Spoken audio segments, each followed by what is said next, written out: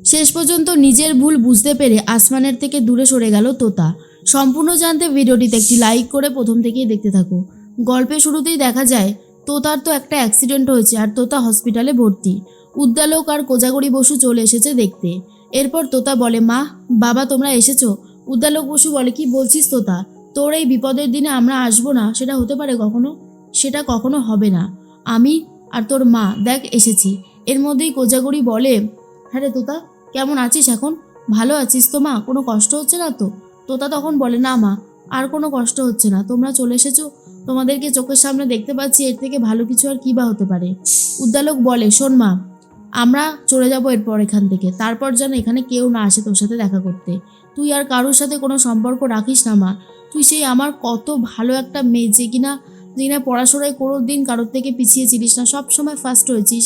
তুই এত ভালো একটা মেয়ে, নিজের কেরিয়ারটা এইভাবে নষ্ট করিস না মা। তোর কাছে হাত জোর করে অনুরোধ করছি। আর তখনই তোতা বলে, না বাবা, আমি আর কারোর জন্য নিজের কেরিয়ার নষ্ট করব না, নিজের জীবন নষ্ট করব না। অনেক ভুল করেছি, অনেক। আমি যা ভুল করেছি সেই ভুলের ক্ষমা হয় না, কিন্তু আমি বুঝতে পেরে গেছি যে আমি আর কখনোই এই রকম ভুল করব না। তুমি আমার ওপর একটু ভরসা রাখো বাবা। উদ্দালক বসু বলে, তোর ওপর ভরসা রাখবো না তো কার ওপর রাখবো বল? কোজাগরি বলে, তোতা তুমি উল্টোপাল্টা কিছু ডিসিশন নিও না। তোমাকে আমি বারবার বারণ করি, যখন তুমি ডিস্টার্ব মাইন্ডে থাকো তখন কোনো ডিসিশন নিতে না, কিন্তু তুমি তো আমার কোনো কথা পাত্তাই দাও না। এবার তোমাকে কি বলবো বলো? তোতা তখন বলে, মা আমি জীবনে অনেক ভুল করেছি, সেই কথা সত্যি আমি সরিয়ে দিতে পারছি না। আমি আসমানের কাছে আর কখনোই ফিরে যাব না। আসমান যেভাবে আমাকে অপমান করেছে, আমাকে কথা শুনিয়েছে, এরপর কোনো মেয়ে পারবে না আসমানের সাথে থাকতে, আমিও পারবো না। আমার দরকার নেই, আমার আর ভালোবাসার কোনো দরকার নেই। আমার জীবন যেমনভাবে এগোবে আমি সেই রকমভাবেই মেনে নেব। উদ্দালক বসু বলে, যাক মা, তুই যে বুঝতে পেরেছিস এটাই অনেক। আমিও চাই যে তুই আর ওই ছেলেটার কথা না ভাবিস। ওই ছেলেটাই হচ্ছে যত নষ্টের গোড়া। ওই ছেলেটার সাথে তো যবে থেকে তোর দেখা হয়েছে তবে থেকেই তোর জীবনটা এতটা অতিষ্ঠ হয়ে উঠেছে শুধুমাত্র ওই ছেলেটার জন্য।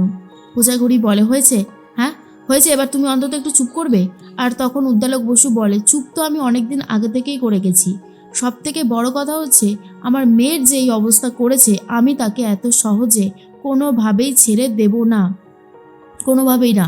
তোতা অফিসার এসেছিল, আমি শুনেছি। তোর থেকে গোপনে জবানবন্দিও নেবে। তোর সাথে যেটা যেটা হয়েছে তুই সেটা সেটা বলবি। ভয় পাবি না। তোকে যদি ওই ছেলেটা ভয় দেখানোর চেষ্টা করে কোনো লাভ হবে না, কারণ অফিসার এই কেসের সাথে অলরেডি ইনভলভ হয়ে রয়েছে। তখন কোজাগরি বলে, শোনো, এই সমস্ত কথা থাক, আমরা বরং যাই, ও একটু বিশ্রাম নিক। তোতা বলে, আর একটু সময় থাকো না মা। কিন্তু নার্স এসে বলে, ম্যাডাম স্যার, এবারে কিন্তু আপনাদেরকে বাইরে যেতে হবে, কারণ অনেকটা সময় হয়ে গেছে, ওনার এবার বিশ্রামের প্রয়োজন।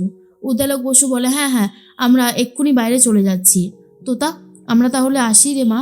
তখনই তোতা বলে, বাবা আবার কখন আসবে গো? আমাকে বাড়ি ফিরিয়ে নিয়ে যাবে তো? উদ্দালক বসু বলে, অবশ্যই, তুই তাড়াতাড়ি সুস্থ হয়ে নে। যবে হসপিটাল থেকে ছেড়ে দেবে তবেই আমি তোকে নিয়ে বাড়িতে চলে যাব। আর কোনো কিছুর জন্য অপেক্ষা করব না, ঠিক আছে তো? তবে তার আগে তোমায় সুস্থ হতে হবে। তুমি তাড়াতাড়ি ওষুধ খেয়ে একেবারে সুস্থ হয়ে যাও তো দেখি।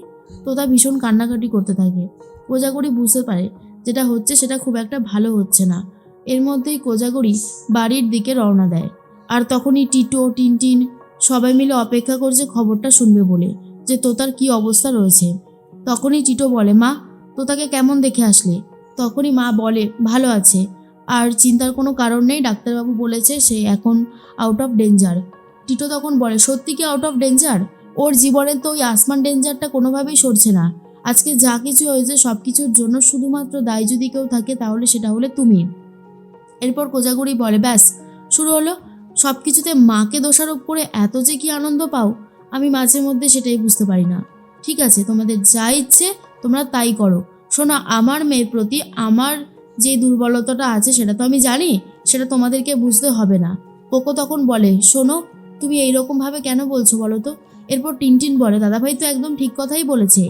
আজকে মার জন্যই তো তোতাটা এরকম বার বেড়েছে, না হলে ওর সাহস হতো?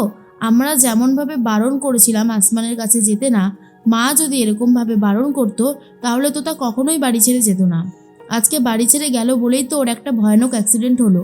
সে কথাটা কি সরিয়ে দেওয়া যায় কোকো? ঠাম্মি তখন বলে, বৌমা বৌমা আমি এখনও বলছি, তুমি তোমার মেয়েটাকে বোঝাও। তোতা সব থেকে বেশি ভালোবাসে তোমাকে, ও তোমার কথাই বেশি শোনে। তাহলে কেন বুঝতে পারছো না এই কথাটা, যে তোতার এখন তোমাকে দরকার, তুমি ওকে বোঝাও এই সময়টাই মোক্ষম সময়, যে আসমানের মতন ছেলেকে বিয়ে করলে ও জীবনে কোনো দিন সুখী হতে পারবে না।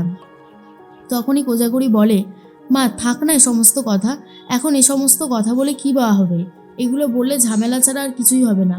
তখন ঠাম্মি বলে, ঝামেলাটা কি আমরা করতে চাইছি বৌমা? ঝামেলা তো করছো তুমি। তোমাকে একটা কথা বললে তুমি কিছুতেই ওই কথাটা বুঝতে চাইছো না, সেই জন্যই তো ঝামেলাটা বাঁধছে। কোজাগরি বলে, আমি কি নিয়ে ঝামেলা করলাম?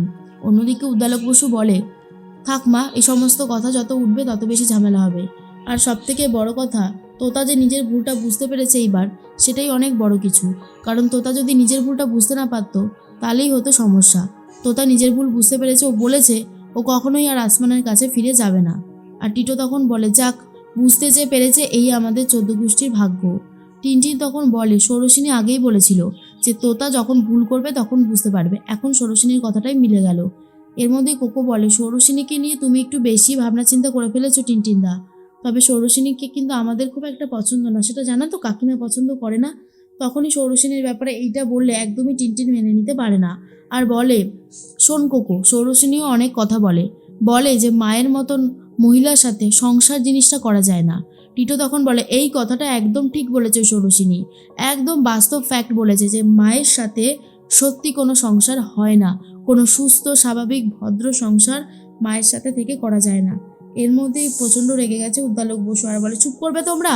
অনেকক্ষণ থেকে তোমরা তোমাদের মাকে অপমান করে যাচ্ছ। শোনো, মাকে অপমান করো না। একটা কথা মনে রেখো, তোমাদের মা যদি তোমাদেরকে এই পৃথিবীর আলো না দেখাতো তাহলে কিন্তু এত বড় বড় কথা তোমরা বলতে পারতে না। টিটো তখন বলে, শুধু জন্ম দিলেই কি মা হওয়া যায় বাবা? মা হওয়ার জন্য অনেক কিছু করতে হয়।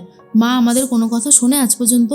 এরপরে কোজাগরি মুখ খুলেছে আর বলে, না না, মা তো কিছুই করে না, তোমরা এমনি এমনি এত বড় বড় হয়ে গেছো। হসপিটালে যখন ছোট্ট ছোট্ট বাচ্চাগুলোকে এনে কাছে দেয় তারপর থেকেই মায়েদের ডিউটি শুরু হয়। ওই তো থাকো 2 কেজি 2.5 কেজি, তারপরে এই যে শরীরের চেহারাটা এত কিছু, সব এই মা করেছে বলেই কিন্তু হয়েছে। আজকে মা খারাপ হয়ে গেল, তাই না?